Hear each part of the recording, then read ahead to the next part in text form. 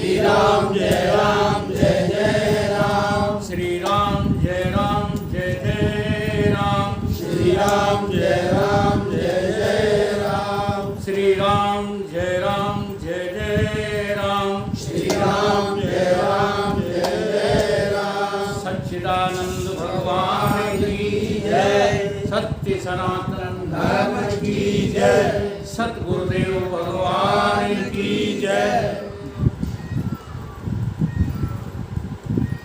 आत्म शुद्ध स्वरूप को भूलो, मान लियो मैं शीश लो एड़ी। स्वर्ग लहे शुभ कर्म किए, दुष्कर्म किए दुख नरक नसैनी। कर्म के नाश है आत्म ज्ञान बिना, और कर्म नाश है बिना छूटे नहीं भव पेड़ी। कर्म शुभाशुभ दो में बंधन, सोने की बेड़ी हो चाहे लोहे की। अच्छा, आपको पुलिस वाले सोने की हथकड़ी से बांध कर ले जाएं तो ज़्यादा अच्छा है, और लोहे की हथकड़ी से बांध के ले जाएं तो बुरा है। बताओ कौन सी हथकड़ी से बंधना स्वीकार करोगे? इसलिए जो लोग इस जो है संसार में दुखी हैं वो तो दुखी हैं ही, लेकिन जो संसार में अपने को सुखी समझ रहे हैं वो उनसे भी अधिक दुखी हैं। ये उनको अनुभव नहीं हो पा रहा है। क्यों? क्योंकि दुख भोगने के बाद तो सुख का नंबर आ सकता है, लेकिन सुख भोगने के बाद तुम कभी सुखी नहीं हो पाओगे। दुख के जो है बहुत गहरे सागर में डूब जाओगे। इसलिए संसार में सुख की कल्पना करना ही छोड़ दो। देखो, रोजाना के अपने नित्य चाल चलन से अनुभव करो कि तुम कहाँ रहते हो, तुम कौन हो, तुम्हें कहाँ जाना है। ये रोजाना का अनुभव देखा करो। जैसे अभी भटमांतपुरा से आप लोग चल कर के यहाँ आए, है ना? तो चलने वाला वो जो था वो कौन था? पैर थे कि नहीं थे? आप पैरों से चलकर आए हो। अच्छा, पैर नहीं होते तो कैसे चलकर आते? अगर पैर ना होते तो कैसे चलकर आते? चलना बनता नहीं, ठीक है? तो आप चल रहे हो, आप हाथों से काम कर रहे हो, आप एक स्थान से दूसरे स्थान तक जा रहे हो। ये तुम्हारा क्या है? स्थूल शरीर है जो रहेगा नहीं। अच्छा ही किसका रहेगा? वो हाथ उठा दे। माता जी कह रही हमारा रहेगा।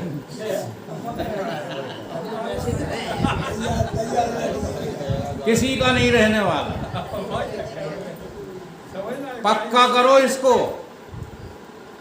चाहे कोई 100 वर्ष का हो गया हो, चाहे कोई 120 वर्ष का हो गया हो, लेकिन ये शरीर तो माटी में मिलेगा ही मिलेगा। सुगर तन माटी में मिल जाए है सुगर तन। ठीक है? तो इसके प्रति चिंता छोड़ दो।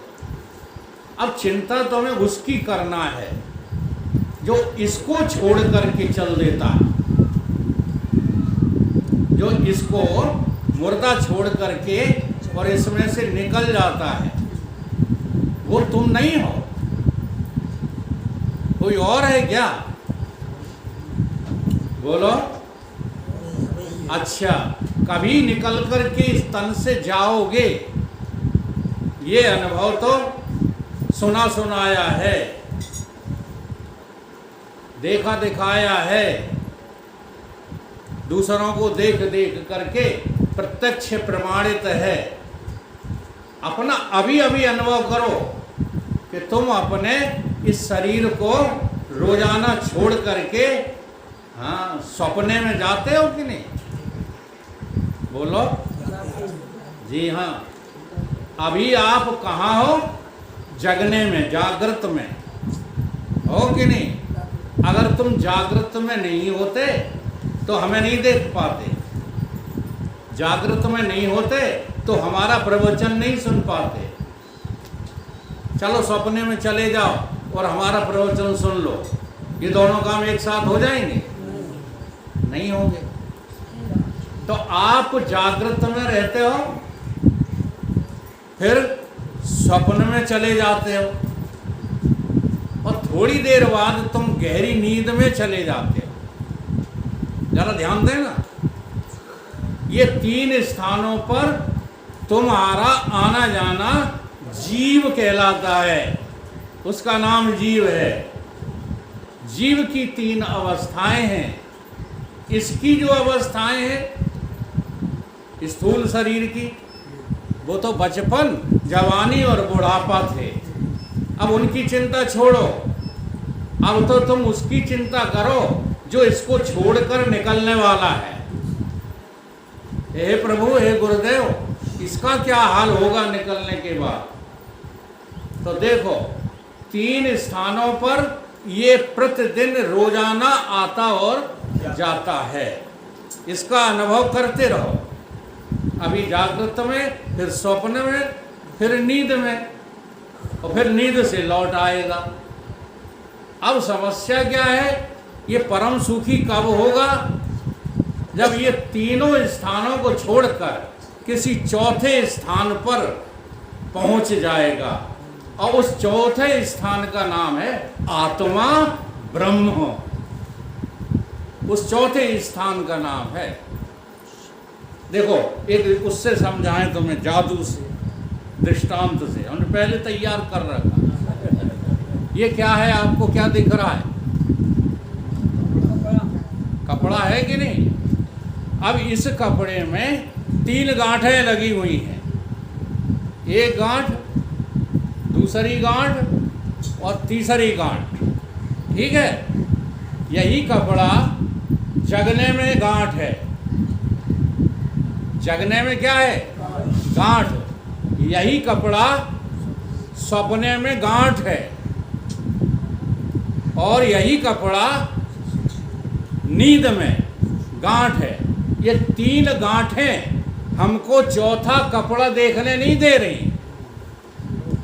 ध्यान दो, एक गांठ हाँ छूटती है, दूसरी में पहुंच जाती है, दूसरी छूटती है, छोड़ छोड़ के दिखाएं, तीसरी में पहुंच जाती है, फिर वहां से वापस, फिर यहाँ, फिर यहाँ, ऐसे ही चक्र चल रहा है डेली। देखो, जगते हो, स्वप्न देखते हो, सो जाते हो, फिर जग जाते हो, फिर स्वप्न देखते हो, फिर सो जाते हो।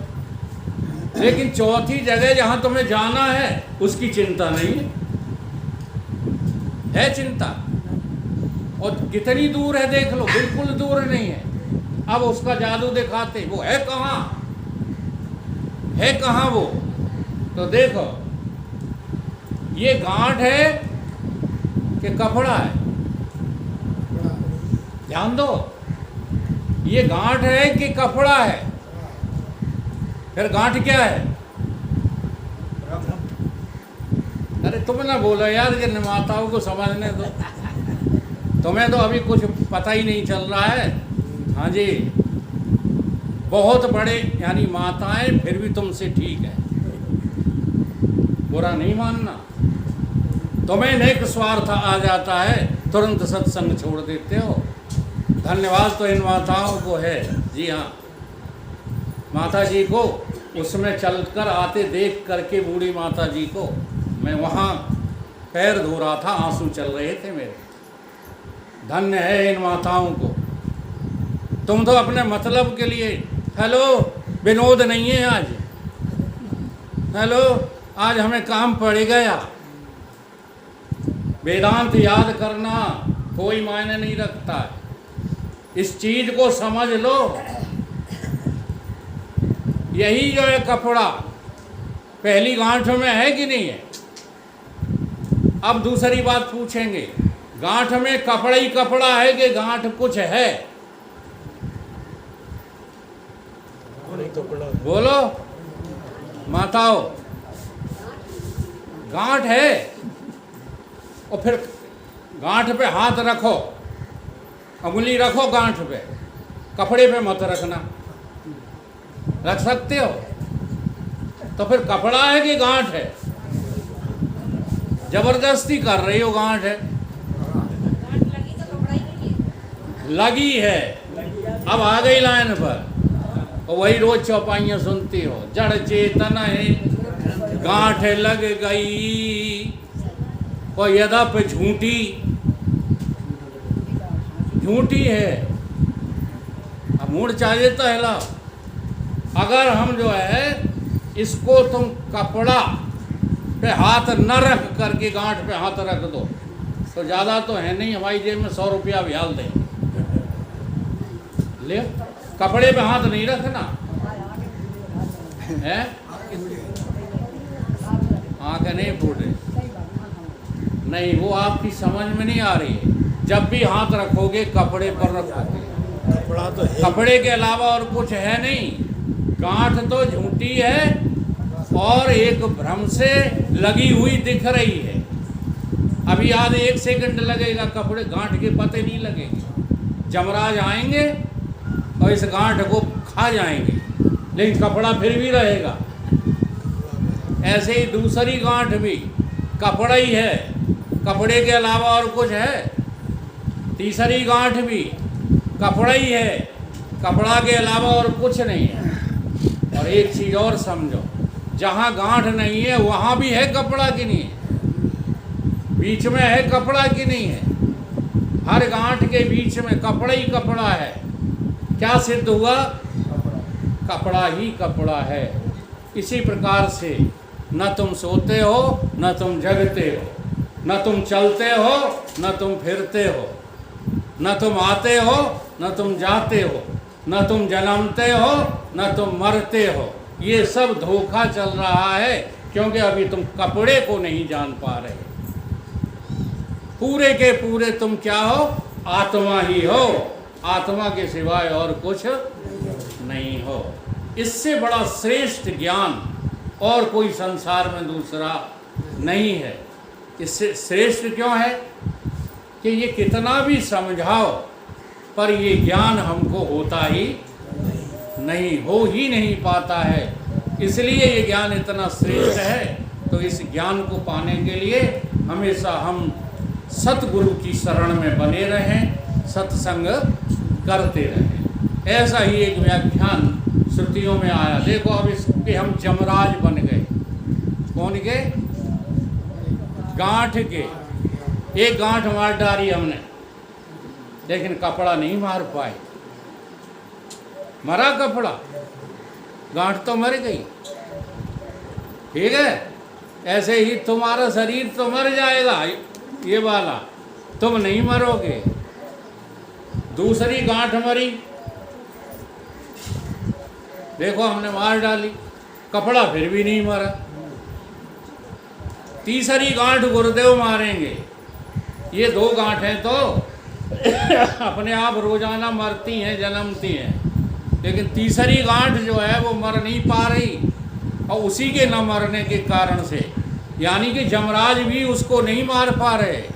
इधर मारते हैं जमराज और उधर पट्ट से तुम पैदा हो जाते हो, चाहे भले कुत्ता बनो, परंतु पैदा जरूर हो जाओगे। क्योंकि ये तीसरी गांठ मार देंगे कौन? सद्गुरुदेव भगवान। और इसी गांठ का नाम है, कपड़े का अज्ञान होने से ही गांठ नजर आती है, नहीं तो गांठ कोई चीज। इसी प्रकार से आत्मा के भूलने से तुम जीव बन गए हो, और जीव के भूलने से तुम देह बन गए हो, और देह को भूलने से कोई माता बन गया है, कोई पिता बन गया है, कोई पुत्र बन गया है, तो ये पुत्री बन गया है। माता पिता पुत्र पुत्री कब हैं? जब देह को भूल जाते हो, बाहर की उपाधि लाद लेते हो। बताओ,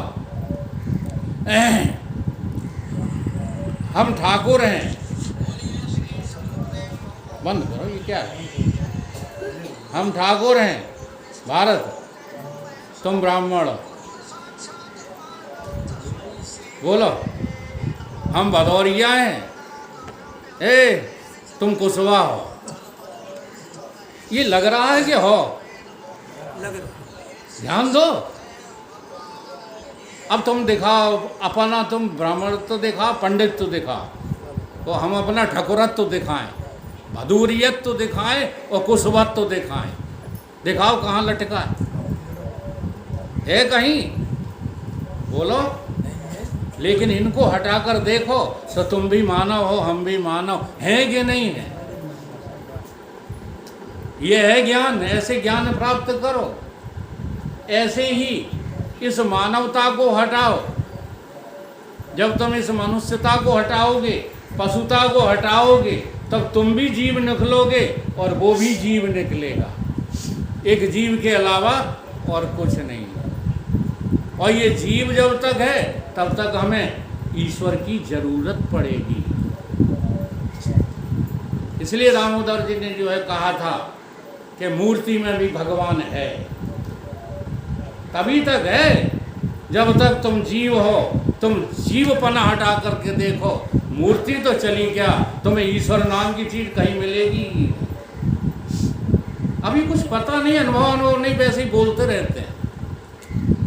सर्वत्र भगवान जिसने देख लिया वो फिर मूर्तियों में देखेगा, वो फिर पशुओं में देखेगा, वो इधर उधर देखेगा। वो तो भगवान ही भगवान देखेगा। दूसरा न पशु है, न मनुष्य है, न वृक्ष है, न आकाश है, न धरती है, कोई नहीं है। फिर कौन है? ब्रह्म ही ब्रह्म है। ब्रह्म ही वेदम सर्वम, आत्मा ही वेदम सर्वम। मुझ आत्मा के अलावा दूसरा कोई है ही नहीं। ये देखना सच्चा देखना होता है। ऐसा देखने के लिए एक बालक जन्मा था। आज उसका व्याख्यान सुनाते हैं आपको।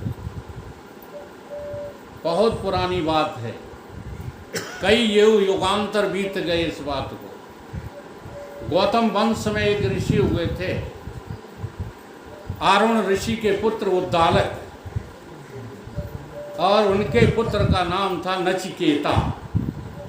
5 वर्ष की उम्र थी उसकी। और उसके पिताजी गौओं का दान कर रहे थे यज्ञ में। यज्ञ किया था, लेकिन यज्ञ में गौओं का दान कर रहे थे। ऐसे ही जो भी होते हैं, यज्ञ कराओ, तुम पूजा कराओ, पाठ कराओ, उसमें ईमानदारी बहुत जरूरी है। और वो उद्दालक ऋषि कर रहे थे बेईमानी। क्या बेईमानी कर रहे थे? तो जो गौएं किसी मतलब की नहीं थी, हाँ, दूध नहीं देती थी, उनके दांत भी खत्म हो गए थे, उनकी खलरियाँ भी लटक गई थी, उनकी इंद्रियां भी काम नहीं कर रही थी, ऐसी कमजोर गौओं का दान कर रहे थे। और इतना बड़ा बालक, 5 वर्ष का बालक, उसको ये बात सहन नहीं हुई। उन्होंने कहा कि पिताजी ये अच्छा काम नहीं कर रहे हैं, इससे तो अच्छा है कि वो यज्ञ कराते ही नहीं। और आप लोग भी सुन लो, धार्मिक अनुष्ठान जो करते हो, उन धार्मिक अनुष्ठानों में जो पैसे के लालच से तुम गलत काम करते हो, गलत काम जानते हो? 1 किलो घी का यज्ञ तुमने संकल्प किया है और तुम घी की बजाय डालडा होम रहे हो। वो यज्ञ पाप कर्म हो जाएगा, वो पुण्य कर्म नहीं रहेगा। आज के आचार्य तो झूठ बोलते हैं। आज के आचार्य तो अपनी आमदनी के लिए तुमको पापों का जो है नरक में भेज देते हैं। अगर तुमसे बनता नहीं तो करो मत, नकली काम मत कर।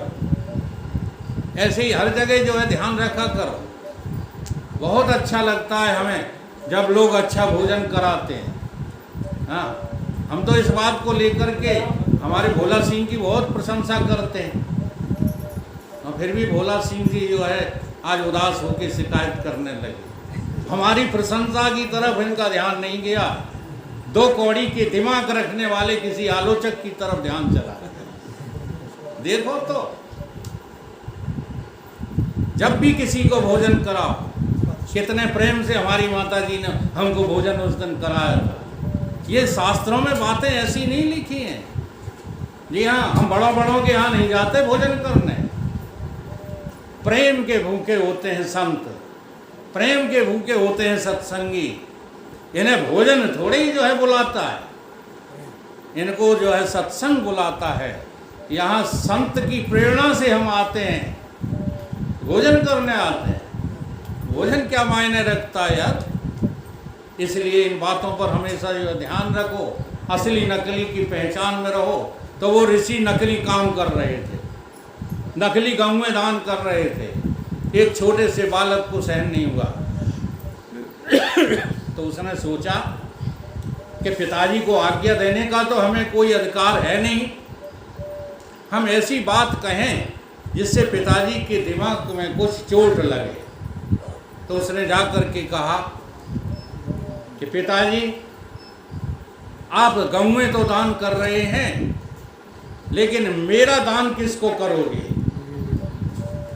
मुझे भी जो है आपके द्वारा किसी को दान होना है, तो मेरा दान किसको करोगे? तो पहली बात पे तो बोले नहीं, दोबारा फिर उसने कहा, फिर भी नहीं बोले। तीसरी बार जब कहा तो उद्दालक ऋषि उनके पिता को क्रोध आ गया, और उस क्रोध के आवेश में बोले कि जा, तुझे मैं जमराजपुर दान करता हूं, चला जा। रात भर वो बालक तैयारी करता रहा कि अब सुबह मुझे तो यमराज के यहाँ जाना है।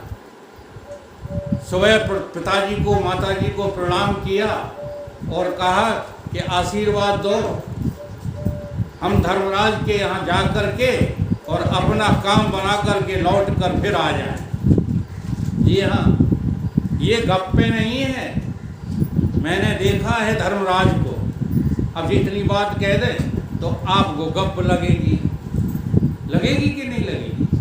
धर्मराज को देखे बिना कोई जो है ब्रह्मज्ञानी गुरु की शरण में नहीं जाता। काल को प्रत्यक्ष देखे बिना, समझ रहे हो मैं क्या कह रहा हूं? काल ही तो है धर्मराज। काल का प्रत्यक्ष दर्शन किए बिना कोई आज तक गुरु की शरण में नहीं गया। और गुरु की शरण नहीं जा रहे हो, इसकी वजह यही है कि तुम्हें अभी काल का प्रत्यक्ष दर्शन हो ही नहीं रहा। सुनते रहते मर जाएंगे मर जाएंगे। अरे मरा मरा सबको कहे, मरा न जाने कोई। एक बार मर के तो देखो, कभी मरते हो ही नहीं। हाँ? याद करते हो दोहों को, याद करने से नहीं मरोगे। हाँ, अगर मरना है ना तो मरने वालों से विद्या लो, कैसे मरा जाता है। हम औरों के लिए मर जाएं ये मेरे हाथ में है, औरों को मार डालें ये मेरे हाथ में है क्या? नहीं। तुम मरना उसको समझते हो, ये तौलिया ले जा करके नीम से लटका के फांसी लगा लें, ये मरना नहीं है। मरना क्या है बोलो? कैसा लगा था अविला कभी आए जब रास्ता में? हाँ? देखो वो माटी और ये भी माटी, माटी माटी से जो है लड़ती रही। हमारा क्या बिगड़ गया? क्योंकि हम मरे मराए हैं। अगर तुम मरे मराए नहीं हो, हाँ, तो ये माटी भी तुम्हें तंग करेगी। और तो और छोड़ो, ये पेड़ वृक्ष, ये हवा, ये गर्मी सर्दी सब तुमको परेशान कर रही है। इसलिए गीता में कहा है कि अर्जुन मर के देख पहले, मात्रा स्पर्श तु कौन्ते शीतोष्ण सुख दुखदाह अगमा पायनो अनित्या तान तितिक्षस्व भारता। इनका सहन करना आ जाता है, जो यहाँ से मर जाते हैं। इसलिए बिना मरे हाँ सतगुरु की शरण में नहीं आ सकते, मरना तो पड़ेगा। तब वो जो है जाता है अपने जो है पिता से आज्ञा मांग करके कि पिताजी अब मैं धर्मराज के यहाँ जा रहा हूँ। पिताजी ने कोई बात का ध्यान ही नहीं दिया। रात को श्राप दिया था ना